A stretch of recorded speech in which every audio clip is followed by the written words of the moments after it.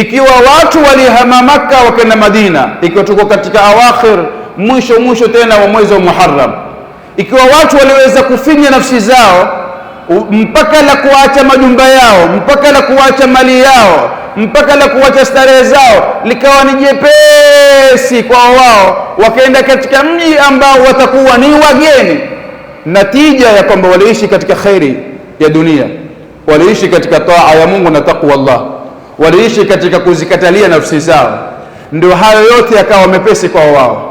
Ugenini hawajamaliza mwaka wa pili vizuri, waambiwa haya, jihadi fi sabilillah, watu kuepanga sasa waingie katika sahatul qital.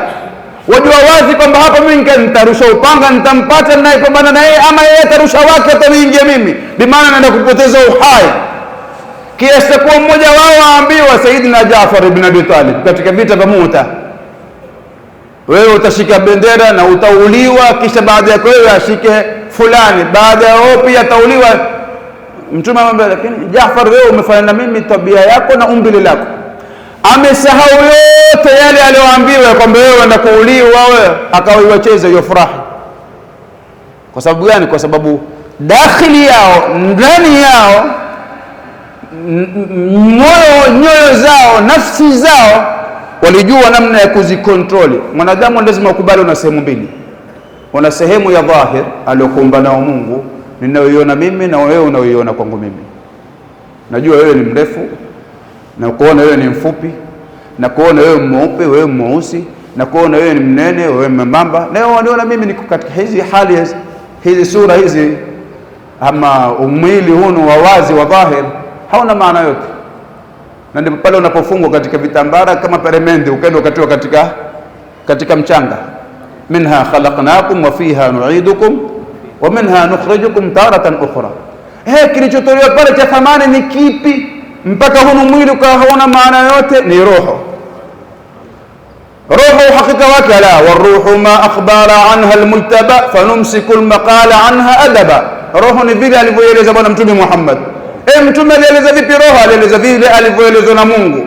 Wakati gani? Walipoulizwa katika masala ya kumtahini Bwana Mtume Muhammad kwa kuwa ni mtume ama si mtume. Wayasalunaka ani ruh qul ruhu min amri rabbi, khalas intahat almas'ala. Hebu tuambie roho ni nini? Amba qul ruhu min amri rabbi wama utitum min alilmi illa qalila. Ndani yako, katika roho yako pana vitu ambavyo Mwenyezi Mungu amevitengeza kwa msukumo na kwa uhai unaopatikana katika roho yako. Vitu kama hivi vifanya kazi vya kishaitani ndani yako, nafsi yako na moyo wako. Kwa akili aliyokupa Mungu watambua wazi kwamba hii nafsi yangu yanitia na yasukuma kwa hunu uhai nilionao, nenda nikafanya jambo fulani.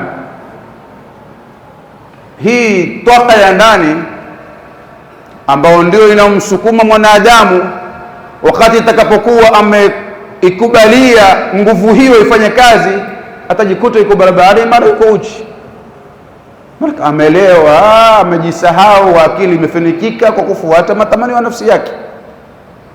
Mwenyezi Mungu akatuwekea mafundisho ya namna ya kuzungumza mtu na kupigiziana kelele na ndani yake, na kelele zile aliyokuwa bavuni mwako hasikii. Nafsi yako fanya asifanye, hakuna nisikia, niwe nafsi yako tu. Mwenyezi Mungu asema wallahi, ukishinda nafsi yako katika mvutano hono ukaweza kuilemeza, basi wewe nishakupatia certificate ya pepo. Amma man khafa maqama rabbih wa naha an-nafsa 'anil hawa fa innal jannata hiya al-ma'wa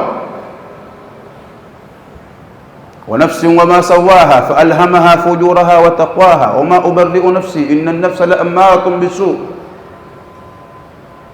la uqsimu bi yawmil qiyamah wa la uqsimu bin nafsil lawwama. Yote haya maelezo ya nafsi, ili uweze kuishi katika khairi ya dunia, upate khairi ya kesho akhira, ambayo tumeieleza kwa maelezo ya Al-Habib Ali ibn Abi Bakr as-Sakrani bin Abdurrahman as-Sagaf, ya kuwa ni kuishi katika taqwa Allah wa taatihi, kuishi katika taqwa ya Mungu na taa yake, ni wewe uishinde nafsi yako, usikubalie matamanio yake.